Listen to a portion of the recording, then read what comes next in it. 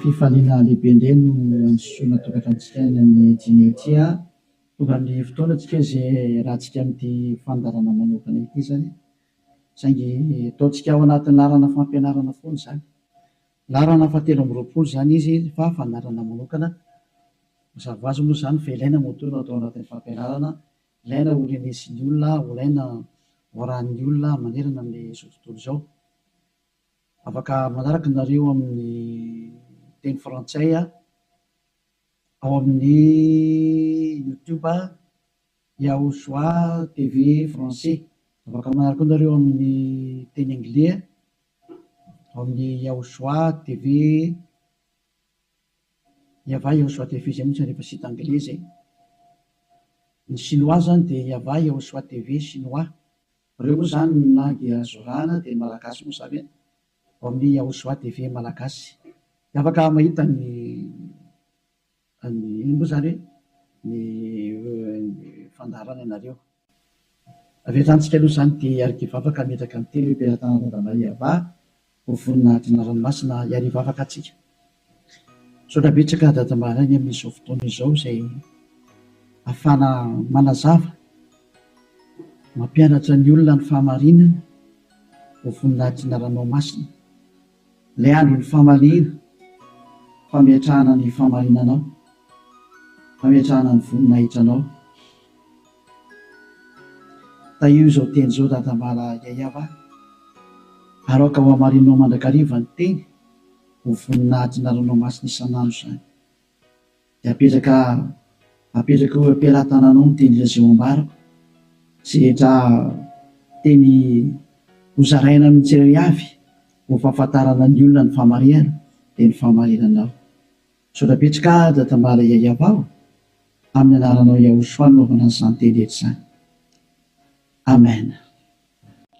Fandarana manokana ny fandarantsika androany ataontsika hoe larana fahatelo amby roapolo fampianarana indray ny ambasadorany Yahushua Eliana no mandroso tokatantsika eny amin'ny teny ity ary amaly ny fanontaniantsika rehetra izay apetraka avy hatrany angamba manarana telefona eo amin'ny écran mba ahafahany olona mandefa SMS ataontsika SMS ny antony be dia be ilay tapatapaka be dia be ny tapatapaka mety isy koa avy any ampitan-dranomasina dia efa mesazy raha telefona no sahirana be tsika fa SMS tsy maintsy tonga ary tsy maintsy voavaly daholo rehefa SMS zany dia ilazana zatsika fa atao avy SMS ny izy 032 86 663 98 032 86 663 98 zay aotsika rehetra izay manaraka amin'ny radio dia mety tsy mahita n'ilay numéro telefona nareo dia zay naveriko zay 032 86 663 98 ny fantaina mipetraka moa dia hoe ngamo rehefa mivavaka dia mbola mpanota iza zany nampianatra an'izany teny zany zay moa zany ny lohateny ny fandarantsika androany izy moa zany milaza fa rehefa mpivavaka na hoe manara-dian'izany zanak'Andriamanitra zany dia mpanota ny dikan'izany afaka manota dia izay mihitsy moa zany ny tena iainan'ny olona sy arahan'ny olona mbola afaka manota mihitsy fa io zanak'Andriamanitra io rehefa maty dia noentiny daholo ny fahotana ary namelany fahotana izy tamin'ny izy maty teo amin'ny hazofijaliana ary ny dikan'izay dia afaka manota foana amin'izay ny olombelona dia moa zany ny tena zavain'ny olona rehetra manerana azy tontolo izao zany zay ilay mpanara-dian'i Jesosy rehetrarehetra zay hoe afaka manota daholo ny olona rehetrarehetra ary izy afaka manota iny dia ny antony dia satria efa in'ilay zanak'Andriamanitra iny no ny fa mitondra ny fahotana sy ny karazany ka afaka manota intsony zany ataoko hoe tena Andriamanitra vendrana be mihitsy ny fampirezidan repoblika raha mbola misy saina noho izy dikan'izany ange zany hoe Andriamanitra maneraka olona anao ratsy ange dikan'izany tena Andriamanitra vendrana be sa mihitsy be ny teny ilay Andriamanitra vendrana be zany ma tsy sady tsy namorona iny tsy nanamboatra iny tsy zanak'Andriamanitra zany iny tsy niantona teo amin'ny fijaliana zany Jesosy io teneniko io Jesosy zany hoe masika be anao tena tonga ny andro andravana zany andravan'izany zany Elia zany zany efa mahitsy be ny teniko andravan'izany mihitsy raha tsy moramora nanaovan'ny olombelona 2 na tsipitsipinyny eny amin'ny elo zay ny adalanareo zay mbola teo atsipiny amin'ny elo any efa tsy tonga saina dia anareo ny anareo fa anjarako mampianatra sy miteny hoe aza miditra amin'izany ntsony rehefa ampy zay 2 arivo taona zay fa be loatra zay natsipin'ireny tany amielo zay dia tsy teny hoe tara kosa tara rosa natongavanao tsisy tara zany normal biara ny fatongavany azy mety be mihitsy ny tena izy mihitsy ny tena izy satria maninona miteny an'izany ny filoham-pirenena raha mbola mba manome polisy gendarme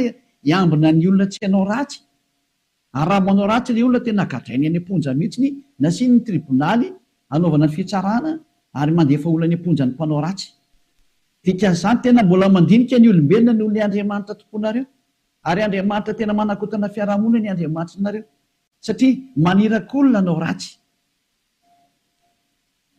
hoe tsy manina fa mahazo manao ratsy ianao fa beba fotsiny rehefa tonga sabotsy lahady avy areno indray rehefa avy eo dia beba sabotsy lahady mazava be ny teny ela hoe ny filoham-pirenena raha mbola misy saina ary ny prime ministre malagasy raha mbola misy saina raha malagasy no resahana dia ny prime ministre nareo ny tanàna izay misy nareo any raha ny Amerika izany dia ny filoham-pirenenareo mbola misy saina no ilay jizasinareo na any amin'ny Frantsa dia ny filoham-pirenenareo mbola misy saina no Jésus nareo satria ireny ara mbola mitady ny hevitra ny tsy hampanotanario sazinareo raha vao manao ratsy mbola misy saina noho ny Andriamanitra nonge ho an'ny filoham-pirenena dikan'izao mbola misy fahendrena ny filoham-pirenena sy ny prime ministre sy ministra noho ny Andriamanitra tomponareo adalanareo izay hanompo an'izany zavatra zany mba tonga saina mialohan'ny mesazinareo moa zany dia ny anana nefako an'olo dia zatra tena mahavariana nge zany sady zany hoe ahoana tokoa moa ianao ve dia Andriamanitra no arahanao amin'ny mampamorona anazy zany ianao zany ny dikan'izay raha mpamorona izy mpamorona eo Andriamanitra io dia zany ianao zany ka raha mpamorona zany ilay Andriamanitra maninona moa izy mamela ny zanany andehanao ratsy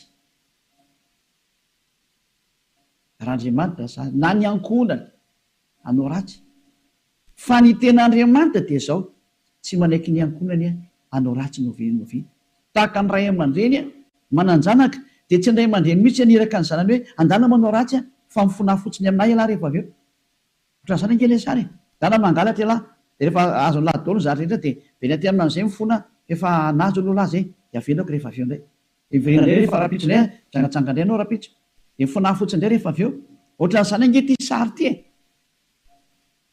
tsy mba Andriamanitra zany aminahy fa devolo manao an'izany hevitra zany tsy mba misy Andriamanitra ny teny an'izany zao ny tenin'ilay Andriamanitra marina fa zany moa fampidirana taony ary teny entina tonga sainanareo hoe tsy izy mihitsy ny ty Andriamanitra ny tomponareo hatramin'izay ty fa mpiara-miasa amin'ny devoly zay moa ilay fampianarana tary amin'ny numéro 18 sy 19 zay mpiara-miasa amin'ny devoly io ny antony dia zao ilay tena Andriamanitra dia namoaka an'izao fanambarana zao aza manota intsony zay ny tena baiko ilay Andriamanitra tena marina hoe aza manota intsony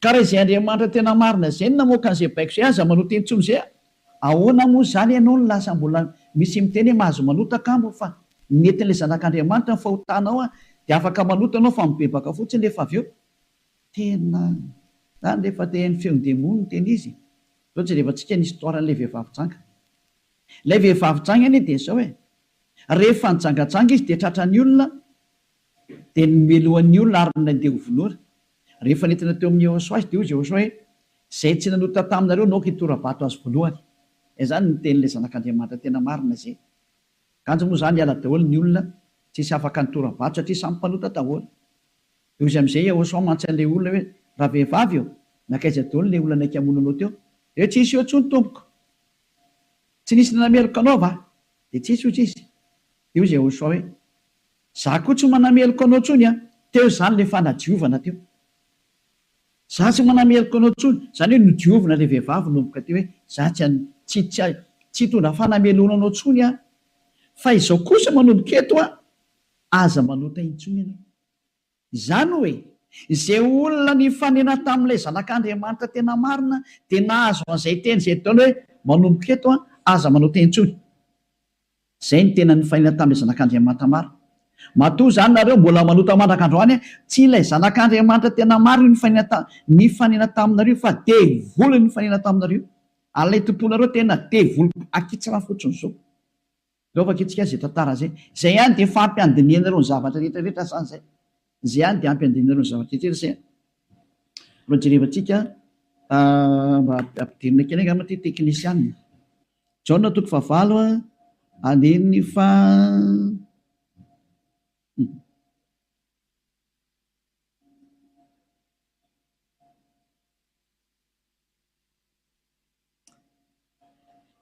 Jaona toko fahavalo andininy fahasivy. Ary raha nandre zany izy dia nivoaka tsiray hatramin'ny zokonjokony ka hatrany amin'ny zandrinjandriny. Ary Yahosoa irery ihany no sisa teo sy ilay vehivavy. Ka rehefa nitraka Yahosoa dia izy taminy, raha vehivavy aizy ireny. Tsy nisy nanamerika anao va? Ary hoy izy, tsy misy tompoko. Dia hoy Yahosoa, za koa tsy manamerika anao. Zay ilay hoe le famindram-pony mandeha voalohany. Dia hoy izy hoe, za koa tsy manamerika anao. Ary aoriana le famindram-po amin'izay na le fanadiovana, le teny manafaka anao dia misy toy le teny hoe mandehana. Ary amin'izao sisa izao aza manota intsony. Zay zany no toy ny teny Yahosoa hoe aza manota intsony aorianan'izao zahatra niaonanao tamiko izao. Aza manota intsony ianao. Zay ny voalazan'ny teny marina zany zay. Zay ilay hoe tsy maintsy mandeha le famindram-pony Yahosoa le fanadiovany. Aorianan'izay aza manota intsony. Aneny Jesosy kosa dia manontany foana. Fa rehefa avy eo mifona indray dia manontany ihany dia mifona.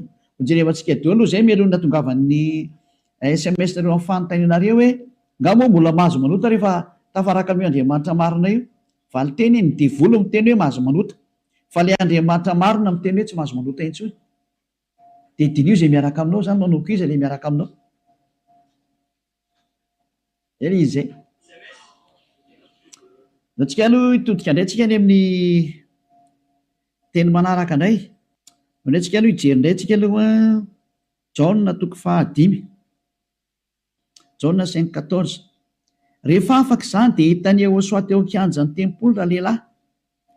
Dia hoy izy taminy, ino efa sitrany ianao aza manota intsony fa andraho anjoanao izay ratsy nohony teo. Teny faharoa navoaka ilay tena zanak'Andriamanitra tena marina izay hoe mba tsy anjoanao ny ratsy nohony teo dia aza manota intsony ianao. Zany hoe izay olona ny fanena tamin'io Andriamanitra marina io zany, ilay zanaky ny avo indrindra ilay tena izy dia ny tenenany hoe aza manota intsony fa andraho anjoanao ny ratsy nohony teo. Aza manota intsony fa andraho anjoanao ny ratsy nohony teo. Izao ny voalazana soratra masina ato hoe aza manota intsony fa andraho anjoanao izay ratsy nohony teo. Izany hoe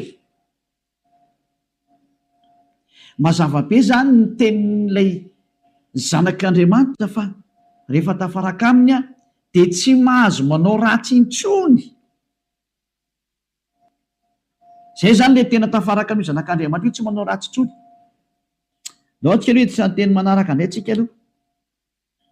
Roa zany zay ilay atantsika hoe tena tsy mahazo manao ratsy hoe tafaraka amin'io Andriamanitra io zany. Vakentsika indray ny Jaona voalohany. Dao ndraiky itsika mbola hijery teny hoe ahoana marina ny teny io zanak'Andriamanitra io hoe mety ve le manota zany. Andao hidirina antsika indray amin'ilay Jaona voalohany toko voalohany ato indray tsika fa ity ny fefenan'izy menakavy. Ao amin'ny andininy fahavalo, ato daholo Jesosy no miafina. Ty ny fefenan Jesosy ty. Jesosy tena zahatra tena tsy izy mihitsy. Jesosy Jesoa ity ny afenany. Jaona voalohany toko voalohany andininy fahavalo, mihaino daholo zany Jesosy menakavy amin'ity teny ity. Raha hoy isika tsy manana ota isika dia mamita tena ary ny marina tsy ato anatintsika. Zay zany aloha zany ny teny voalohany zay. Hoe raha tsy manana ota ny ontsika dia mamita tena ary ny marina tsy ao anatintsika. Fa raha miaiky ny fahotantsika isika dia matoky sy marina izy ka mamela ny fahotantsika sy manadio antsika ho afaka amin'ny tsy fahamarina rehetrarehetra. Zay. Dia toy izao ihany. Raha hoy isika tsy nanota isika dia mampandainga azy ary ny teniny tsy ato anatintsika. Dia io farany io ny tazomy zareo amin'izay hoe raha hoy isika hoe tsy nanota isika dia mampandainga azy ary ny teniny tsy ao anatintsika. Tazomin'ny Amerikanina io, Frantsay, ny Anglisy, ny Alemaina, Malagasy, ny Afrikanina rehetra zao tontolo zao dia miara-mitazona io teny io ka miteny hoe tsy maintsy manota hony araka ny tenin'ny apôstôly Jona. Ary raha ohatra ny sanatrehan'izany apôstôly Jona tokoa nampianatra an'izany, efa any amin'ny elo Jona amin'izao tsika miteny izao ary mitony kitoza araka ny teninareo. Raha tena izany tokoa ny tia nitenenina tamin'io. Raha i Jona no nitarika ny olona hanohitra ny tenin'ny Jehosoa, ilay zanak'Andriamanitra tena marina, ka niteny zany Jona zany nanohitra ny tenin'ny Jehosoa le hoe aza manota intsony fa andrao anjoanao ny ratsy noho teo. Ka i Jona indray no niteny hoe mahazo manota ka moa fa raha tsy mpanota dia mampandainga an'Andriamanitra nareo. Dia miteny aminareo fa efa any amin'ny elo Jona amin'izao tsika miteny izao. Ary mahitsy be ny tenin'ny ely hafa tsy sangina mihitsy izany teny izany. Any amin'ny elo Jona na hoe Ioanana. Satria navita nanohitra ny Jehosoa, ka zay manohitra ny Jehosoa na apôstôly na iza na anjely na iza na fanahy masina na fanahy iny, any amin'ny elo zay manohitra ny Jehosoa. Satria ny tenin'ny Jehosoa dia tenin'ny dada Iava. Tahaka ny Elia tsy manohitra ny tenin'ny Jehosoa mihitsy. Mazava zany zay teny izay. Ka raha io teny io ny afina fenanareo dia miara-mitsipy any amin'ny elo miaraka amin'ny Jona nareo satria nanohitra ny tenin'ny Jehosoa.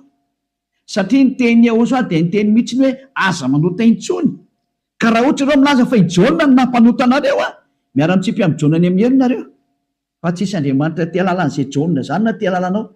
Fa i Jona sy ny olombelona dia mitovy ihany. Ka raha nanohitra ny tenin'ny Jehosoa zany Jona zany any amin'ny elo izy amin'izao tsika miteny izao. Dia any amin'ny elo tahaka anareo rehetra rehetra. Dahora jerevantsika le fandeha le teny azy. Inona tonga ny Jona ny teny an'io? Ny olona izay mbola tsy tonga amin'ny Jehosoa, raha izy no miteny hoe tsy manana ota za, dia mamita teny izy ary ny marina tsy ao anatiny. Izay ny dika ilay aty amin'ny 9:9 sy 10 hoe raha hoy isika tsy nanota isika dia mampandainga azy. Satria ny olona rehetra tokoa dia tena mpanota daholo. Ary ny tenin'Andriamanitra dia milaza mihitsy fa ny olona dia mpanota. Samy nanota izy rehetra ka tsy esy manana ny voninahitra avy amin'Andriamanitra. Reny le izy reny. Raha mbola tsy tonga amin'ny Jehosoa ilay olona dia tsy maintsy mpanota izy. Izay ny dikan'io teny io.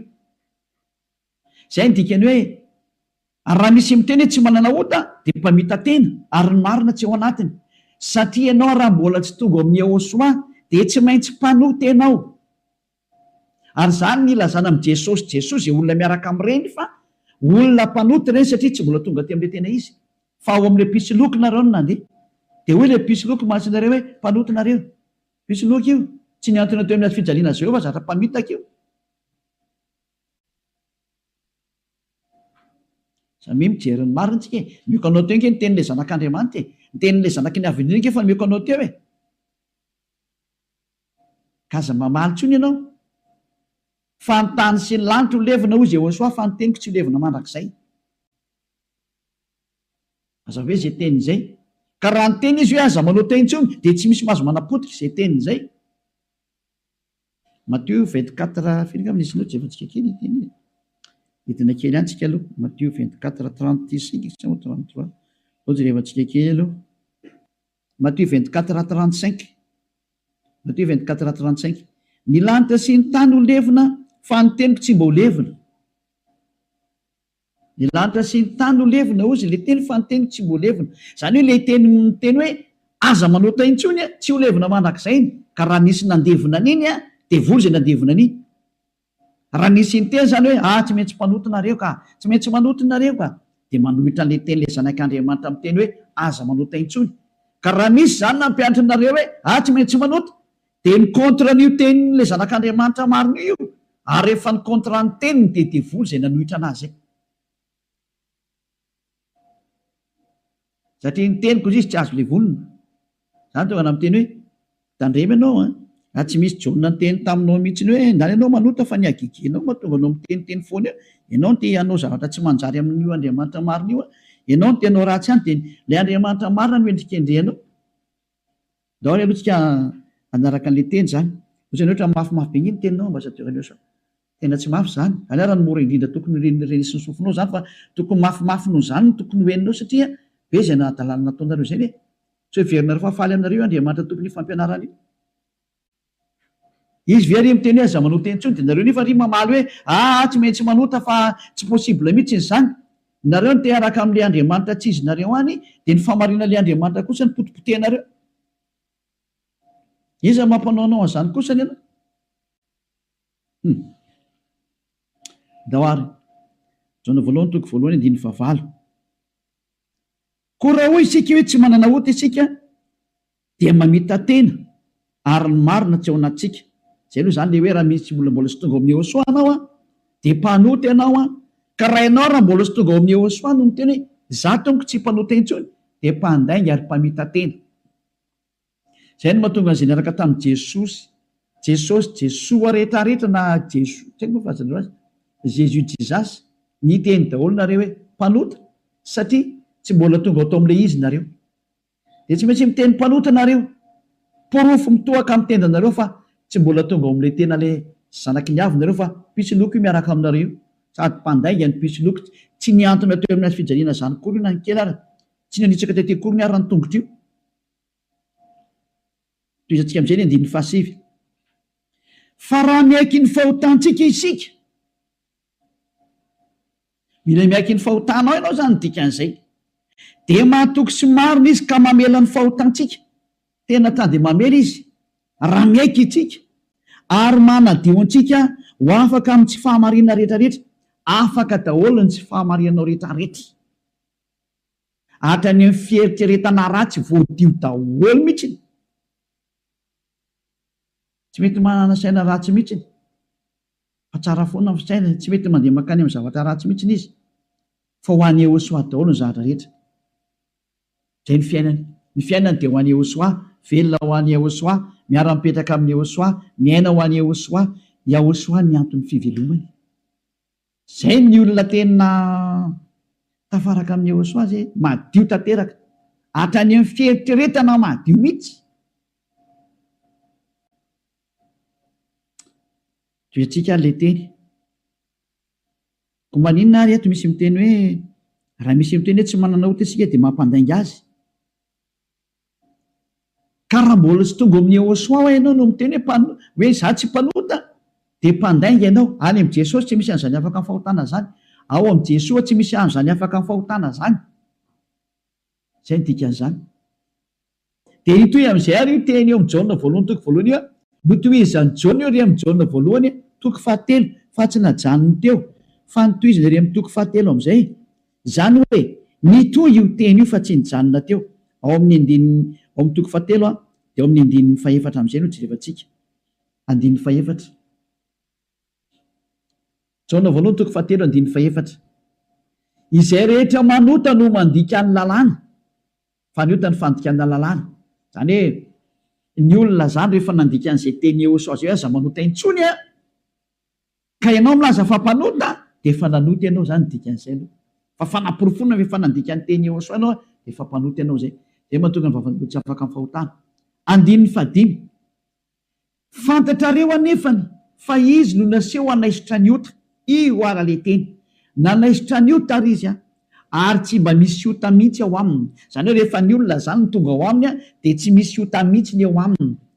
De toy izy amin'izay ary ny andininy fahenina izay rehetra mitoetra ao aminy ara dia tsy manota niza zany tafaraka amin'ny Yehosoa de tsy manota intsony. Zay ny tena nytenen'ny Jaona zay ary taorinan'ny fananarany tarika etra amin'ny Jaona voalohany toko voalohany andininy fahavalo de nitsindriny amin'izay ny teniny fa rehefa tonga ato amin'ny Yehosoa kosa nareo de tsy manota intsony.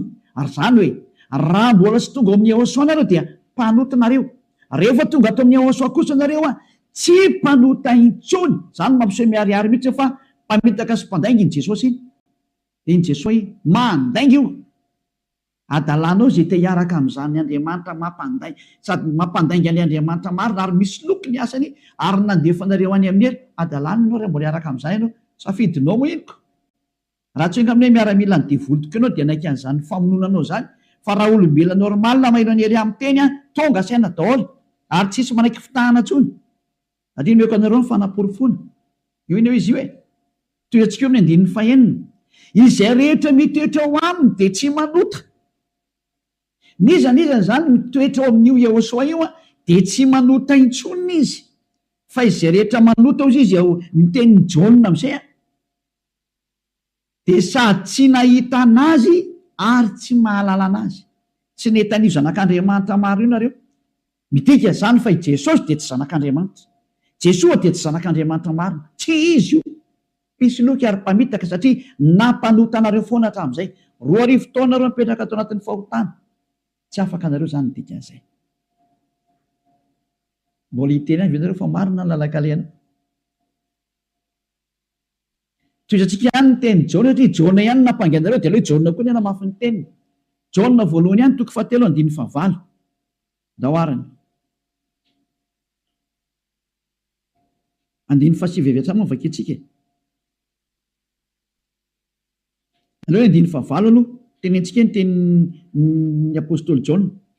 Izay manota dia avy amin'ny devoly satria ny devoly manota hatramin'ny voalohany. Io izy io. Niza zany manota dia avy any amin'ny devoly zay satria efa tonga Jehosoa manala ny fahotana. Zay manota amin'izay izy Jehosoa amin'izao dia avy any amin'ny devoly izy. Ianao zany rehefa mpanota dia avy any amin'ny devoly ianao. Mpitondra fivavahana ianao. Laza ianao zany fa mpanota ny olona. Avy any amin'ny devoly ianao. Andriamanitra tompony olona ianao. Laza ianao fa mpanota ny olona ary ampirisinao ny ota ny olona. Avy any amin'ny devoly ianao. Zany hoe olona ny rahana devoly akety zany io miaraka aminao io. Mametrereta. Mbola tsy tonga sena miteny mandeha ihany ianao. Asakasakanao aloha fa zay ilay fandarana androany fanavotany ity. Niendry mahita loza kamery ny adala mandroso kavoa. Lao avaketsika indray ny teniny. 9:7. Ty le tenenin'ny apôstôly Jaona ihany. Ovalin'ilay Jaona voalohany toko voalohany 9:9 sy ny 10. Hoe ny olona izy Jaona rehefa tonga ato amin'ny Jehosoa tsy mety manota intsony. Ilay tena zanak'Andriamanitra tena marina. Izay rehetra naterak'Andriamanitra no tsy manota. Matonao zany mbola manota dia tsy nateraka io Andriamanitra ianao fa nateraka Jesosy Jesoa. Dia io ianao mpanota io.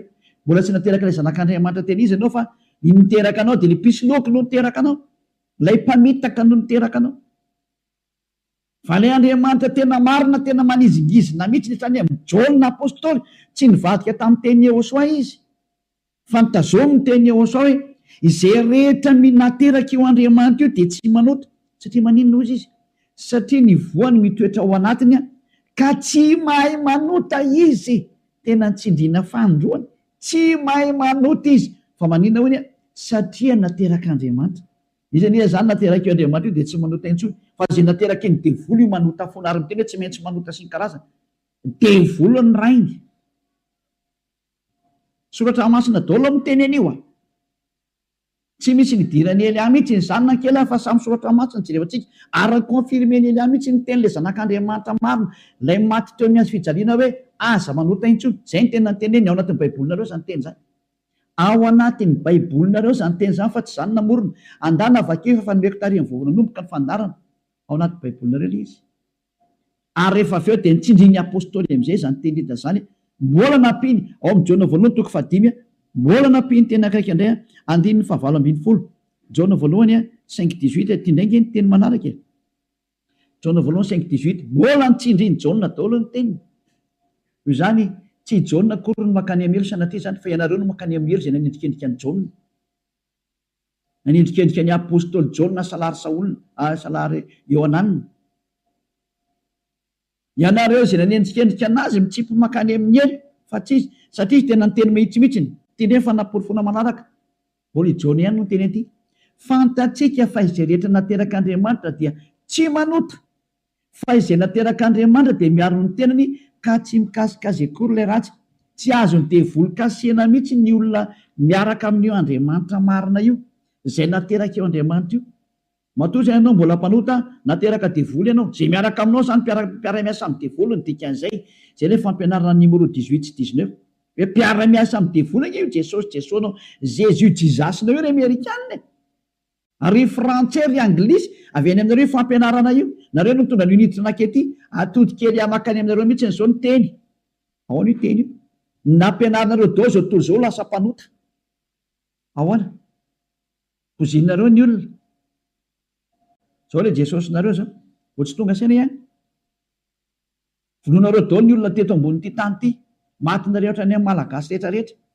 nampidirina ireo zava-dosany teto amin'ny tanin'ny malagasy, tany amin'ny tanin'ny frantsay, tany amin'ny tanin'ny anglisy, izy tompony ihany moa zany. Andriamanitra tsy izy natsofoky ny tena ampalahelo le sary misy. Velantsika any zany rehetra zany fa ny eny reo mahita losaka ambeny de dala mandrosika voe. Toetsika amin'izay ny teny ary tia nentiko amaranana anazy de afaka miditra daholo amin'izay tsika amin'ny mesazy satria efa 37 minutes zay ny resako de afaka miditra daholo amin'izay nareo. Araka ny bokin'ny misy ny Hebreo toko 10 andininy 420 ho an'ireo zay milaza fampanota na hoe mifona de mivavaka de mifona de manao ratsy de mivavaka de manao ratsy de mifona moa e, manao ratsy de mifona de manao ratsy de mifona. Ity ny tenin'Andriamanitra nomena anareo ho an'le olona manao an'izany adalana minimanota zany nampianaran'i Jesosy anareo. Jesosy de jereo zava-doza amina tambo tena fanohitra amin'ny soratra masina mihitsy nge teny izy de hoe tena devolona mpianatra anareo an'ity resaka hoe tsy maintsy manota ity nareo tsy afaka de ilay Andriamanitra marina endrika andrianareo miteny demolo ny tazominareo. Izay koa ny tena point ambony indrindra ato amin'ity fiarahan'Andriamanitra ty satria Andriamanitra io tsy miheno mpanota ka le manafaka anareo amin'ny fahotana mihitsy tsy ekeny hatramin'ny farany mihitsy tsy eken'ireo devoly reo. Ary zany ny fampianarana alefan'i Jesosy aminareo Jesasy hoe aza tao afaka amin'ny fahotana mihitsy ny fa io ny tena sakafony zareo satria raha vao afaka amin'ny fahotana tafaraka amin'io Andriamanitra io avy hatrany ataony tsy afaka ao mihitsy nareo satria sady mpandainga ny mpangalatra ny mpisoloky ny mpiteny ratsy ny mpanao teny vetaveta tsy haiko tsony zay ataonao rehetrarehetra any. Zany ny faratsinareo. Andininy 420 Hebreo toko 10 Hebreo 10:26 fa raha minimanota isika rehefa nazo ny fahalalana tsara ny marina minimanota ny atao hoe minimanota de mifona androany de mamerina rapitso, mifona indray raha afaka pitso mamerina ny ambadika an'izay, mifona amin'ny sabotsy mamerina latsinainy, mifona amin'ny lahady mamerina amin'ny zoma. Zany ny atao hoe minimanota raha tsy hainareo de cercle vicieux verina eo foana io ianao mihitsy zany voateny zany ianao zay mijery tsy mihaino anahy io ary le tena tsy te hainy kanefa tsy maintsy mihaino anao fa mamono anao ty teny teny ty teny ty ny mamono anao sy mamely anao na manavitra anao. Rehefa ranao ny teny marina ny Hosoa ilay zanak'Andriamanitra marina hoe za tsy hanao teny intsony de anatona ty amin'ny Eliana fa tena ho afaka anao rehefa maka ty de afitra anao zay tsy mamono anao ty teny ty. Fa rehefa tsy raharaha kosa ianao ary tsy vakino anao ty de zao teny enao zao na ho tapenanao zany sofinao na isitrika anaty lavabato ary anao tsy te hiaina alefanao anatin'ny tany loanao ohatra ny Aotrisy mamono anao foana ty teny ty tsy afaka eo mihitsy anao ninina ho ataonao teny marina nge ty ao anatin'ny baibolina nge ty daoarany. Raha minimanota isika rehefa nahazo ny fahalalana tsara ny marina de tsy misy fanatitra noho ny ota intsony, tsy misy fanatitra ho anao tsony de mandeha ihany zany ianao mahazo ny famindram-po io de ny aoriana zay tenin'ny famindram-po zay ohatra nataon'ny Hosoa hoe za tsy manameloko intsony na hoe natao batisa atao amin'ny Hosoa anao de afaka zay le tena izy zay de ozy amin'izay le zanak'Andriamanitra marina hoe tsy misy fanatitra noho ny ota intsony fa fiandrasana mahatahotra andiny fa 7:20 amin'ny fitsarana ho tsaraina ianao zany ary fahatezerana mirehitra zay andaniny fahavalo rehetra kosa. Lasa nivadika fahavalo ianao. Ny olona minimanota sy mpanota zany de fahavalon'io Andriamanitra marina io ary miomana ianao amin'ny fandorana anao ary miomana ny amin'ny fitsarana zay milezana anao. Zay le hoe ny aza mba maty ianao ho hitantsika eo ny toyny nefa ny teny zao mbola velona zao de efa mandeha ny famaliana tsy misy an'izany miala mora zany tsony zao tadidio zany. Andron'ny fahamaliana zao efa tapitra treo ny andron'ny fanginana, andron'ny fahamaliana zao zay rehetra nanao an'io Andriamanitra marina sy nanambany sy nanao ratsy amin'io Andriamanitra marina io zany nanao tsinitsinina ny teniny sy nanambany ny teniny ela rehetrarehetra tsy misy hafamaina zany tsony zao. Nanao tsinitsinina ny teniny sy ny asany rehetrarehetra aza mamana tena zany hoe miala maina zany. Nanao kasiparana ny teniny izy milaza fa afaka amin'ny fahotana zay miaraka aminy ianao ry maneritra hoe tsy manino tsisy an'izany fa amaolombelanao micomprendre anao izy taiza nisy Andriamanitra ny comprendre anao raha ny comprendre izy tsy nalefa ny safidrano, raha ny comprendre izy tsy nalefa ny dao zao karazana retina zao, raha ny comprendre izy tsy nataony maty ianao ary raha ny comprendre izy tsy natsipiny amin'ny heriny olona ary raha ny comprendre izy tokony tsy nandevoziny zanak'Israely fa nandevoziny hatrany mandrakizao mbola mijaly foana ny verinao amin'ny tany izy mbola fahoriana foana. tsy micomprendre anao zany io Andriamanitra io fa asory anatin'ilay atodoanao zany. Tsisy Andriamanitra micomprendre anao zany. Ty any ny fantany aza manotainy intsony zay ny teneny dia tazoma rehefa te ho any aminy. Izy koa nge ny tompony lanitra ny lanitra eo ka tsy ianao nitsotsotso makany. Efa nyteny izy fa masina ny Andriamanitra reo ary zay raka amiko tsy maintsy masina tahaka. Zay ny dika ilay hoe Matthieu 5:48. Matthieu 5:48 aoko tanteraka ianareo. Zay aleo zay ny amaranantsika azy tanteraka. Matthieu dia afaka miditra amin'izinareo amin'ny mesazinareo mba hafany be sy ny maro tafiditra daholo dia maliko anazy. Matthieu 5:48. Koa amin'izany aoko tanteraka ianareo toy ny fahatanterahany rainareo zay any an-danitra. Ianao zany dia efa nomeny Yehosoa baiko hoe rehefa teo any amin'ny lanitra ny lanitra ianao aoka ianao tanteraka. Atao ny sitraponao atete an-tany tahaka ny any an-danitra any amin'ny lanitra ambony any zany. Manomboka eto ianao zany dia tsy maintsy tanteraka. Dikany tanteraka ao amin'ny teny anglisy dia hoe perfect. Ary ny teny frantsay hoe parfait. Ianao zany mila parfait, perfect, tanteraka ozy ny tenin'Andriamanitra rehefa teo any amin'io Andriamanitra marina io. Fa ny olona zay tsy parfait tsy mahazo miditra makany zany. Ozy ny hoe ianao zany parfait, parfait mihitsy. Madio zany eritreritra anao, voalaza anao, madio be mihitsy ny eritreritra ary tena ho any Yehosoa reherery ny zavatra rehetra momba n'izany Elia zany. Nuk vakitsika teny zay hoe madio ohatra ny mieritreritra any bokin'ny Hébreu any angambany izy. Reo antsika Hébreu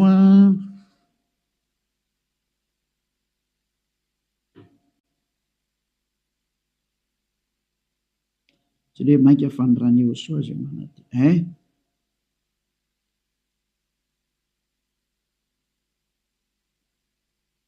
Izay mosany manadio ny eritreritra.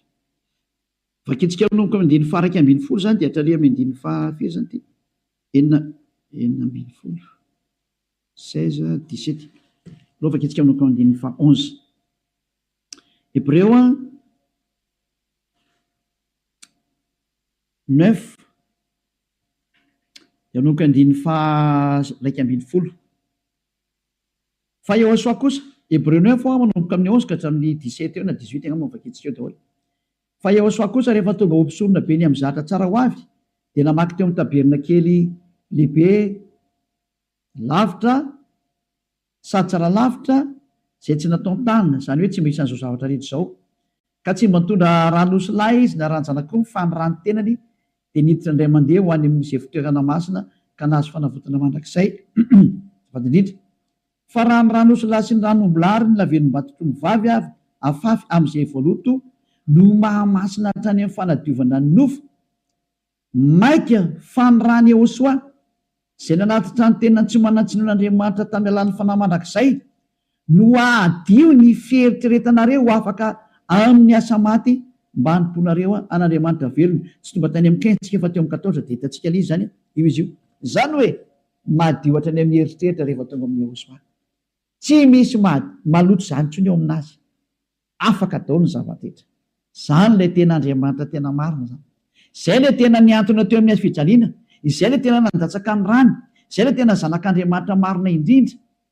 Izay ilay ny teny hoe aza manota intsony ny anarany Yehosoa no anarany. Zao toriany Elia zao. Tsy azo ovaina koa izay anarana izay satria tsy misy anarana hafa nomenany olona mba halanitra zao na famonjena. Ka rehefa Yehosoa ny anarany tsy azo ovana zavatra hafa intsony izay. Ary Yehosoa rery na vita nafaka amin'ny fahotana tsy azonao ovaina zavatra hafa na atao ovaina atao paralèle amin'ny zavatra hafa. Devoly manao an'izany, mbola devoly koa manao an'izay. Io nareo tsisy afaka amin'ny fahotana io. Fa zay nanatona ny Yehosoa rehetra tamin'ny alalan'ny Elia ankehitriny afaka amin'ny fahotana daholo ary tena madio be daholo tsisy tsy intsony. Anjaranao sisa mandray fanapa-kevitra. Za miteny aza miaraka amin'ny Jesosy, Jesosy hoy miala tao. Rehefa te hitsipy any amin'ny elo mipetraha ao. Efa miteny ho any amin'ny elo anao fa tsy solution zany. Ary anao tsy havita nova-palitao fotsiny eo ary Jesosy. Tsy misy Jesosy afaka minova-palitao zany fa 2 taona nge ianao namono olona zay. Aiza tsoa ianao ny vita mahadika tampoka fotsiny hoe tsika kosa fa tsy manota. Tsy afaka manao an'izany nareo satria maninona? Lay devoly lehibe nareo mihitsy ny eny mihinan-kanina amin'ny fahotana io ka ao namono nareo navelany ho afaka amin'ny fahotana. Tsy afaka ho zany mihitsy nareo zay miaraka amin'ny Jesosy. Moa Jesosy koa tsy afaka amin'izany. Samy voa daholo nareo. Fa endrena andao anatona ny Yehosoa hiaraka amin'ilay Andriamanitra Abrahama zay antsoina amin'ny anarany hoe Yahva. Andao hiaraka aminy. Andao hiaraka amin'ny Yehosoa ary andao hiaraka amin'ny Eliazy ho hitanareo maso. Mpanavitra zany Eliazy zany, mpamonjy zany, ary tsy manaiky ny faratsiana hatramin'ny farany. Tsy manaiky an'io Andriamanitra tsy izy io zany mihitsy. Tonga ny andro andravanany ireny ary tena mandrava Eliazy. Zay koa ny asany hoe Elia, mandrava ny Andriamanitra tsy izy. Mirary izy so antsika rehetra ho falina ndre zany teny zany. Mialamy Jesosy sy Jesoa, mialamy Jesus Jesus, mahitsy be ny tenin'ny Elia. Rehefa te ho ripaka nareo dia mipetraho, safidy io sisa. Ary rehefa te hitsipy eny amin'ny ely nareo dia mipetraho. Rehefa niteny taminareo ampiaradia amin'ny devoly io, iraky Satana io hanipy olona ny amin'ny elo. Azay ny mission an'io. Tsy niantona teo amin'ny fijaliana zany io fa laingy zany. Tsy nandatsaka ny rano zany iny, laingy zany, tsisy nataony zany teo. Fa mpamono iny ary tena pisoloky direct fotsiny zao izy. Ny rahan'ny Satana izy amitaka anao mba ino zavatra tsy izy, ary anamboatraboatra lalana hoe Andriamanitra mpamindra fo ka mazo manao ny adalana io ianao fa mpamindra fonga io. Nefa hitanao tsara ny teny teo fa tsy mahazo miditra ny amin'ny lantilanta zany mpanota zany. Fa vitan'i Jesosy, Jesosy ny teny taminao hoe izy mamindra fo fa Andriamanitra fitiavana io be famindram-ponga io Ary raha ny teny dada Eva za mamindra fo am'izay tiako amindrana fo ho an'izay ty azy zany. Fa ny exploité ny devoly zay teny zay hoe izy no mamindra fo ka ataovy ny adalana. Jereo amin'izany ny fanaovana famitany olombelona, izy no mpamindra fo fa manaova adalana ina. Dia mitsipaka ny teny dada Eva hatramin'ny farany mihitsy iny. Ka niendra mahita loza ka miheny hitanao zao ny loza ny teneniko anao, mialamy Jesosy, mialamy Jesoa. Hitanao tsara izy zay, mazava be ny fanazavana teto, afaka nandefa mesazy zao tontolo zao. Samy mieritreritra zay tonga saina manapa-hevitra manara ny Elia am'izay, manatona ny Elia am'izay. Tonga ny andro hiantsoana farany ana rehetra rehetra. Tena tsy diky mihitsy hoe hiantsoana farany ana rehetra rehetra. Dia mbola mihitsy ny fotoana miazakazala reo. Tonga ny fanapoteny Andriamanitra tsy izy, tonga ny famerenana ny voninahitra ny dadanay Yahva. Tonga ny famerenana ny voninahitra inaran'ny Yehosoa, ilay zokinay malalanay, ilay maty teo amin'ny fijaliana noho ny aminareo olombelona mba hamonjy anareo. Tonga ny famerenana ny zany rehetrarehetra zany ankehitriny. Elia nanao anazy. Zany mahatonga ny Elia miantsoantso anareo hoe dieny mbola tsy mipokany aminao ny atezerany avo indrindra, maiza manapa-kevitra teny zao.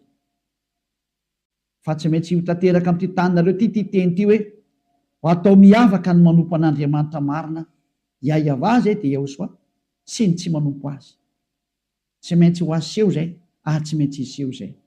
Voninahitra ho an-dadamala Yahva, saotra betsaka azytsika amin'izay teny mena zay, ary ny fandriany Elia dia tonga saina daholo rehetra rehetra hitodika ho any amin'ilay mpamorona anareo, ilay tianareo, Yehosoa no anarany. Ariva afakitsika. Saotra betsaka dadamala Yahva. Taio zany teny zany. Fa tena hitondra soso fahasoavana amin'izay rehetra miaina, ary fahatsarana ho an'izay rehetra mandry. Fanavotana ny olona ny anton'izao fampianarana izao, ary fiantsoana ny olona hitodika sy hiverina ho any aminao. Valio antso ny tsirairay avy, valio teny ny tsirairay avy dadamala Yahva. Mamalia vavaka ianao, voninahitra anao mandrakizay, arovy ny teny izay nomeko satria avy any aminao ry. Arovy ny teny izay rehetra nambarako satria nomenao reny ho hanavotana ny olona hiverenao any aminao. Sokafy hatrany ny varavarana maidirana izay mbola afaka miditra dada malalo Yahva. Vonjeo izay rehetra fatady ho faty, mba ho tonga soa aminao Yehosoa. Voninahitra anao mandrakizay. Amin'ny anaranao Yehosoa anaovana ny vavaka sy ny teny rehetra. Halleluia. Amen.